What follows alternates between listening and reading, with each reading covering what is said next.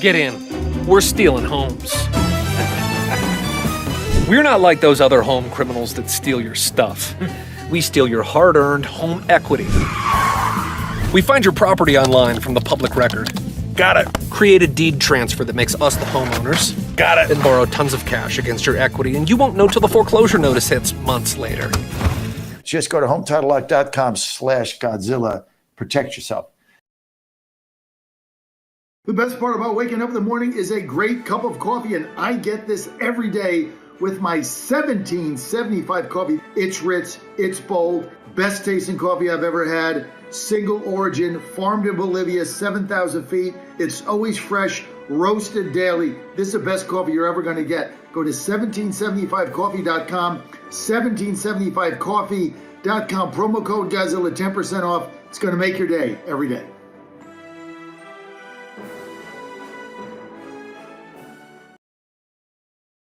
John Fredericks, America's Godzilla of Truth, known for trucking the truth coast to coast. But who would have thunk J. Fred's Truth Truck would be parked here? Coming to you direct from the nation's capital, 1600 Pennsylvania Avenue. It's a special edition of the John Fredericks Show, live from the White House lawn. What?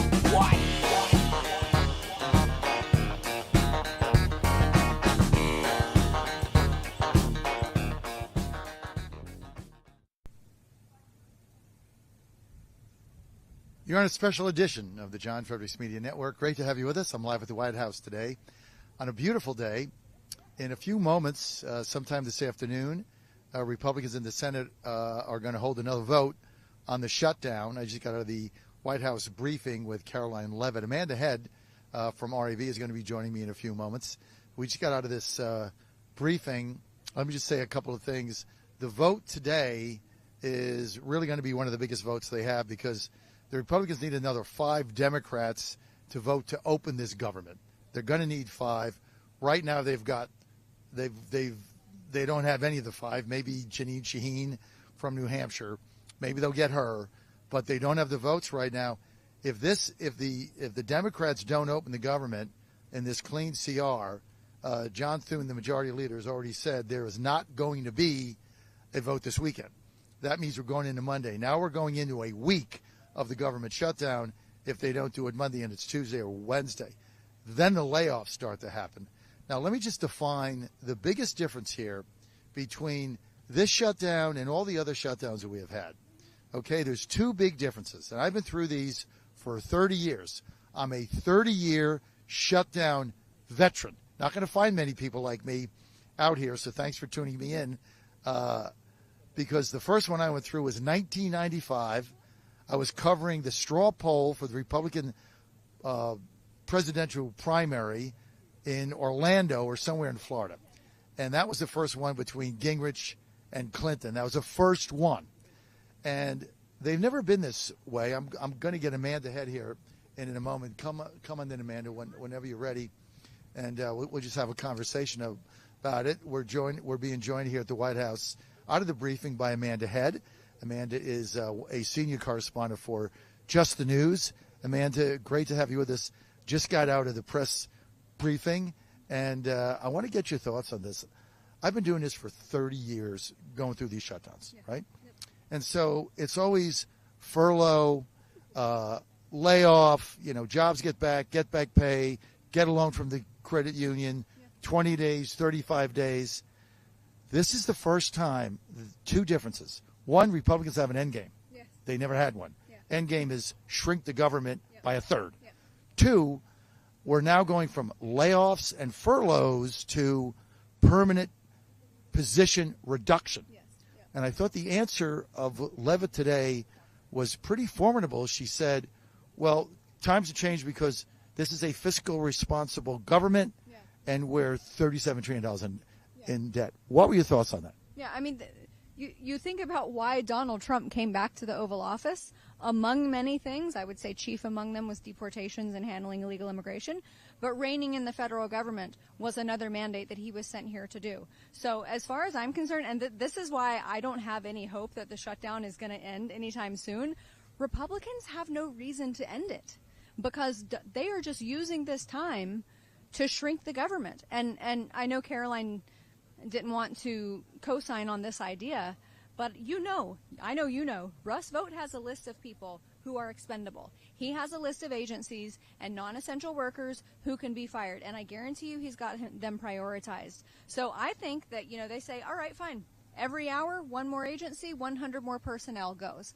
And you just keep running the clock. You keep running the clock every time. That was your question to new media, right? Yeah. It was a great question. It was like, just put it out there. Every day you wait, another, 3,000 jobs go. When the minute hand hits 12, that's another 100 workers. That's another agency that gets a pink slip. But like you said, Donald Trump didn't come to the Oval Office the second time around to play around. He came here to shrink the size of government. So Democrats have everything in the world to lose. Republicans got nothing to lose. They have nothing to lose. That's why that's why they can't win, because we hold all the cards. That's and right. We don't care. Yeah.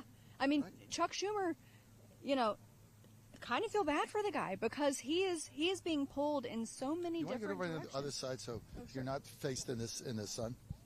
Chuck Schumer is being pulled in so many different directions. He's got the liberal AOC faction of his side who wants to, and frankly, it's not even just the uber liberals. Everyone in their party has come around to the idea of giving illegal immigrants health care, which is absolutely insane. And, I know you heard this woman asking the question today, well, it's federal law that illegal immigrants don't get Medicaid money. Fine. That doesn't mean it's not happening. Was that the stupidest question? There are 12 states that give health care to illegal aliens. California is one of them. And you can say all you want about what the federal laws are. Yeah, sure, there's a federal prohibition. That doesn't mean that the states are following the law, because in California is a perfect example. And by the way, CBO put out a report yesterday about these numbers as far as federal healthcare dollars or federal tax dollars that were going to healthcare for illegals. It's in the billions. Of course it is. Because you have states that are using federal money to fund their own. In California, it's called Medi-Cal. They use federal dollars to fund Medi-Cal. Now, Medicaid in the state may not be paying out to illegal immigrants, but sure as crap, Medi-Cal is. And where's Medi-Cal getting its money? Federal government. From here. Well, the other thing is, they brought up indigent care today, which is always a tough subject, because Reagan signed the law that said, if you go to the emergency room, you have to get care regardless of who you are, whether you have insurance. Yeah. But the numbers. I thought Levitt's answer was great, because he said one of the libtard questions were, well, is the president in favor of phasing that out or ending that? And of course, she said, of course not. Yeah. Somebody goes for care, they're dying. You're not going to just let them bleed out. Yeah. But she said the problem is they let the invasion come. They let 20 million new people come in, and now the system is overrun and nobody can pay for it. And we've got to get them out and manage that down. I thought that was a perfect answer. Yeah, and you look at things, and this happens in California. I'm quite positive it happens in other blue cities. Illegal immigrants will have a sniffle, and they will go to the emergency room. And you have people there who have been shot in the thigh, and they desperately need services, but you have an illegal immigrant who is seeing a doctor at the time because they had a sniffle, because they know that they're not going to get sent a bill. So you have to fix that problem first before you can address the other stuff. But, and I don't know what the fix is. Is it that, everyone gets a guaranteed bill when they leave? Is it that you wash dishes before you go if you can't pay your bill? That's the restaurant comparison. Well, you just can't have 35 million of them here. That's, if there's 5 million, you can probably deal with it. You can't have 35 million. That's why we're trying to port them out. So I don't think there's any question. Amanda, by the way, Amanda Head with us. Amanda with a reporter and contributor to Just the News, who you can hear. Go to justthenews.com. John Solomon, great guy. You guys have built a formidable enterprise on Just the News, and you're a big part of that. He is no question about it. But thank you. In this briefing today, did it become evident that they felt that this vote today was really going to be the key vote? In the Senate? Yeah. I don't know, because I have my own feelings. I feel like nothing's going to happen. The government is going to, I think the government is going to remain shut down. Well, but if they don't get the 60 votes today, Thune has already said no votes on the weekend. Now we go into Monday. Now we're into Monday night. Yep. People get back late. Now we're into Tuesday. Now we're a week. Now the layoffs start. Yep. Then what are they going to do? I don't know what Democrats are going to do, but I don't think they have any good ideas, because they are clutching with their cold, almost dead hands to this illegal immigrant health care issue, because they do have a certain faction of their party that is dragging them along with that ball and chain, and they can't escape it. Well, you know, they're trying to make the argument the Obamacare subsidies, which have nothing to do with the shutdown because they don't expire until December 31st.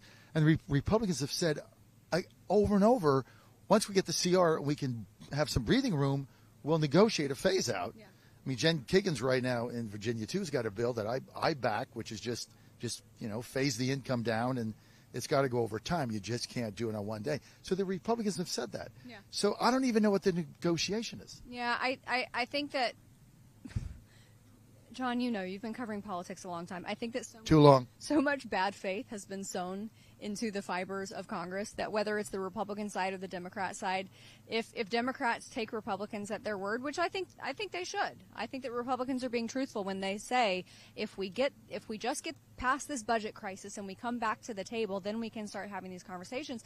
But the coupling problem is that Democrats, I don't think, want to have their conversations. They want it to go their way or the highway. And that's not a negotiation. That's a gun to your head. This has been going on now for some time. Another thing I want to get to today, and this was the question I was going to ask. They didn't get to me, but you were at the briefing Monday, right? Yeah. With Benjamin Netanyahu. Yeah. And Trump drew a line in the sand. He said 72 hours, hostages have to come home. That was on Monday. Oh, my gosh, I totally forgot about that. Yeah, so that's bad. But then he said, well, we didn't really want to set it until everybody signed it. So now it's signed. Yeah. So then he comes out and he says, red line, Sunday, 6 o'clock Eastern time is their last chance. Now, what I wanted to get clarification on is, does that mean that Hamas has to release all the hostages at 6 o'clock on Sunday, which they're not going to do? We both know they're not going to do that. No, or is that just another stall where they'll say we need another 2 weeks to look at the paperwork? Yeah. And then if you cross that red line, then basically the president has to throw his hands up and the onslaught starts. Yeah. Well, first of all, I don't speak for the administration, but I'm with you. I don't think that Hamas has any intention ever of releasing those hostages. Ever. Not Sunday, not Monday, not never. President Trump has given Bibi Netanyahu the latitude and the longitude to act in the best interest of his country. So what type of action that looks like come Sunday night or Monday between Israel and Iran, I don't know. But I know that Bibi Netanyahu in that meeting on Monday in the Eastern, or what was that, the dining room? The dining room. Yeah, the dining room. I know that Bibi Netanyahu said we can do this the easy way or the hard way, but it has to be done. And I don't think Netanyahu was messing around. I mean, those are pretty determined words. And then he made the president commit again that he said, and the president says, if this falls apart, that he's going to support whatever we do going forward. And he said, we're going to take them out, and we have the president's support. And the president shook his head. Yes. Yeah. You were there. Yeah. I mean, I thought that was a pretty, of all the things I've been to at the White House over all this time since 2016, I guess 2017, yeah. I thought that was one of the most Trump talked a lot, obviously, but I thought from the substance of it, it was one of the most compelling hours I've ever spent. Yeah, I think that those two men standing there together, I think it was historic because, as you said, you could tell that both of them meant business. Yeah. And whatever that looks like, whatever Israel has to do as a sovereign nation surrounded by people who hate them, whatever that means for their survival, President Trump is clearly in support of, and I think that it was a turning point.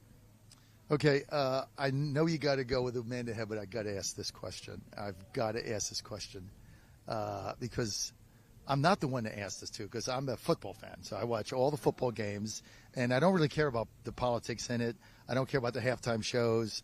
I don't care. I just don't care. I watch football in order to get an escape from what we do every day. Sure.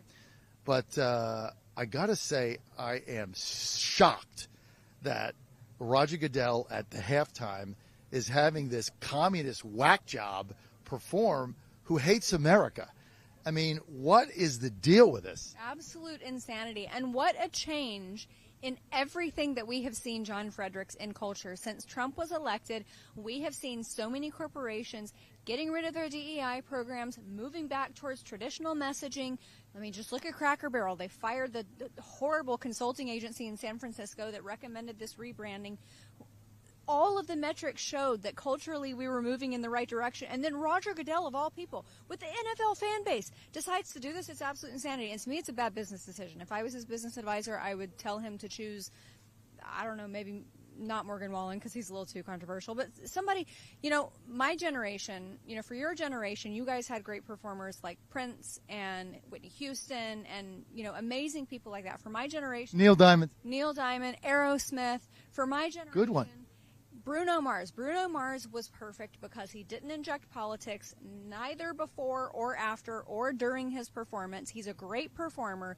Pick somebody like that, not someone who, I looked this up. I looked it up on iTunes. 9 out of his top 10 songs are not even in English. So what is even the purpose of this? I mean, talking about just a terrible business decision. It's not a Hispanic crowd. Some of them are. You look at who's at football games. This is football, not football. Okay. It's predominantly men over 30. Yeah. Right. Predominantly. Yes. Now, there's women there, but it's African American, Hispanic, and white men over 35, over 40. Tickets are expensive. Yeah. And that's who goes. Bad Bunny, who? What? I mean, when I first heard this, somebody said, "Oh, what do you think about Bad Bunny?" And I'm like, what? Like Easter? What is that? Like a cartoon on Cartoon Network? Yeah. No, that's the halftime guy. Yeah. I didn't even know who it was. And the thing about it is, and I've said this from the kneeling to the whole thing, which they finally got rid of. Okay, I watch football for entertainment, right? I gamble on it, I go to DraftKings, whatever. But I do it as an escape. Yeah. And the last thing I want to do on a Sunday is get some jackass jammed in my face doing politics. Because I watch it to get away. Yeah, does that make sense? Stupid. Taking my own political beliefs out of it, again, it's just a really bad business decision. And I can't imagine that his bottom line is not going to be shaken because of it. So. Okay, final thing, we got to go. Speaking of gambling on football, don't forget Godzilla wins tomorrow, 9 a.m. to 11 a.m., the greatest sports handicapping show in the history of the world. Tune us in all over our network. Now, we're going to do a little handicapping here. I'm going to give the over-under for the shutdown. And I'm going to set the over-under as October 15th. Over means it's going to go past that. Under means it goes before. Even money, over-under, October 15th. What's your bet? What's today, the 3rd? Under. Under. Yeah. So you think it'll be in the next few days, but I think that it'll come close to the 15th. Over. All right. I'm going to go with the over. One of us is going to be right, but I think I'm with you. I think this thing, the longer it goes, the more difficult it is for Democrats. And then there's no spin, but we caved. Yeah. All right. There's a cup of coffee on the line. You got it. All right. Amanda Head, good to have you with us. You're on the John Fredericks Media Network. Thanks for joining us today. Now back to Rob Carson, regular programming. Don't forget, 9 a.m. tomorrow, 9 to 11 a.m., Godzilla wins. We got nothing but winners and good analysis. Plus, wait till we tell you what's going on in the WNBA. You're not going to want to miss tomorrow's show. Are we covering baseball? No. Astros are out. Baseball season's over. Have a nice day. I'll see you at 9 a.m. tomorrow.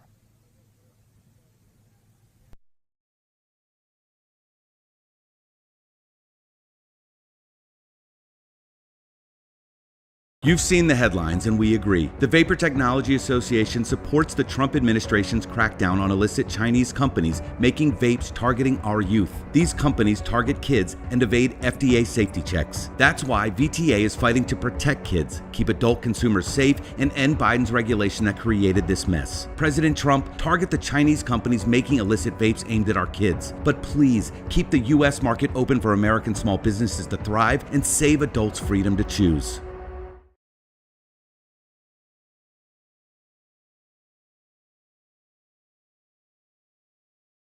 Attorney General Miyares and John Fredericks talk about skill games. They're unregulated slot machines. They pop up in 7-Elevens in every corner of Virginia. The General Assembly has spoken on this. Skill games. These things are illegal. It's the Wild Wild West. Fights break out. Robberies increase. Skill games. They prey on the less fortunate. I say it's a tax on the poor. They're breaking the law. My job is to enforce the law. These machines are not allowed. Enforce the law and get them out of there. When you see skill games, call the local sheriff. These things are illegal. Paid for by Churchill Downs.